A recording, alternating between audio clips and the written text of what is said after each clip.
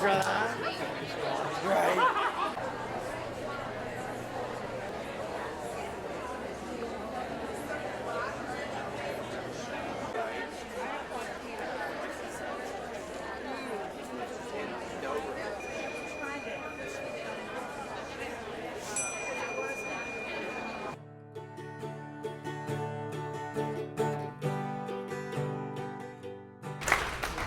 The pathway to mastery represents the next generation of the Eden alternative.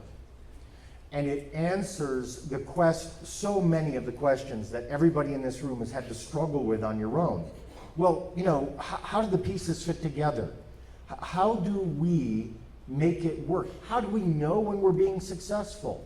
The path to mastery answers those questions. We wanted to suggest to you how this presentation might tie into our overall conference theme of creating a caring community, meeting the challenges. So we hope that you realize by signing up for this session that you're enlisting yourselves in a hands-on drumming experience. We want to show you that not only is it easy to participate in a drumming circle, but it's also easy to facilitate one. Go.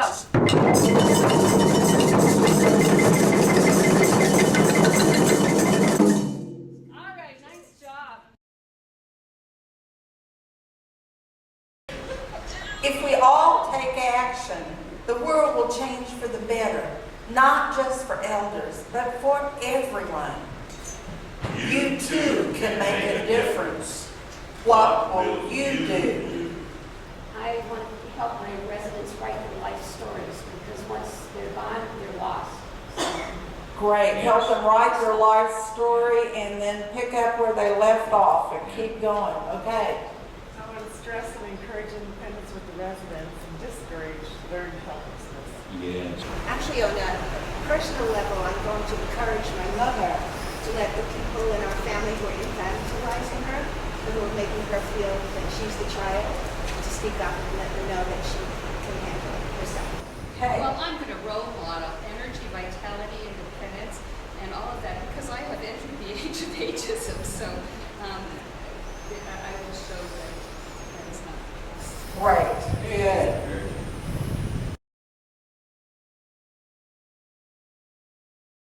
And once again, the nonsensical speech may never make sense to you, but the idea is to give that person a chance to communicate.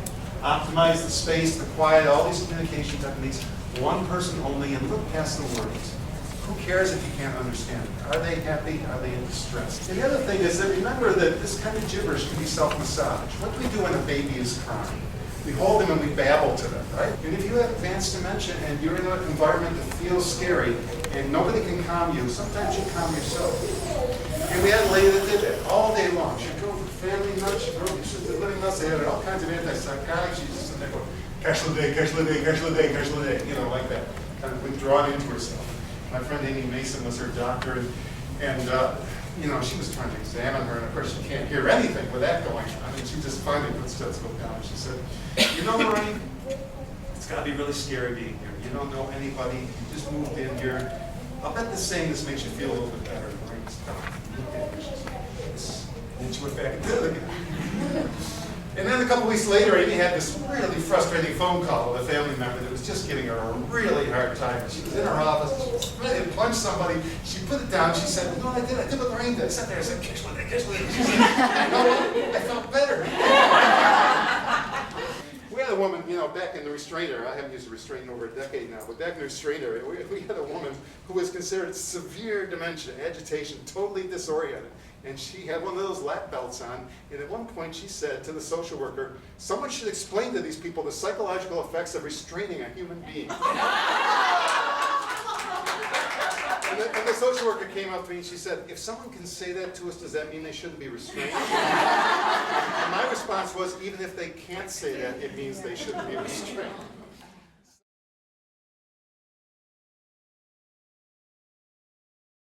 So let's now look at that second part. What happens in a meaningful relationship? Yes? Good communication. Good communication? All right, great. Thank you. Brown in the back here. Understanding. Understanding, absolutely. Growth. Growth, beautiful. Sacrifice. Sacrifice, absolutely. I saw a hand up over here also to my right. Oh, he took it. So that got seconded. Yes. Ooh, accepting the good and the bad of the person. That's beautiful. How about back here? We had one of our table partners know how to use it. Okay. It says walls are broken and bridges are built. Ooh, beautiful. Walls are broken and bridges are built. That's a bumper sticker. I like that. Hello and welcome to Deal or No Deal.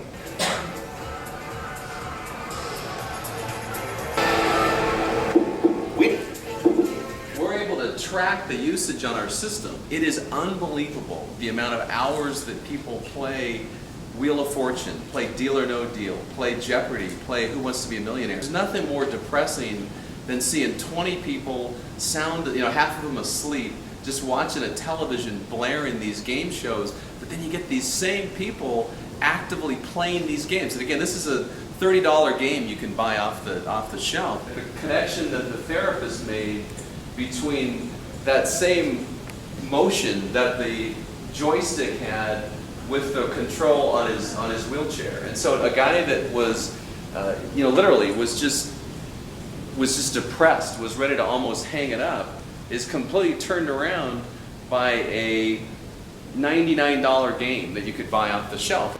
Here's some of the ways our homes are using IN2L to connect with the human spirit. Some people say, oh, that's great. If you had an assisted living, that would be wonderful. But, our residents aren't capable of using this. Well, yes, they are. Lower functioning elders like history, looking through history button, music videos that are used with people who can't move or speak but love to dance. His eyes really light up when staff sits with him and click on the video. Let me dream of another morning and a time so long ago.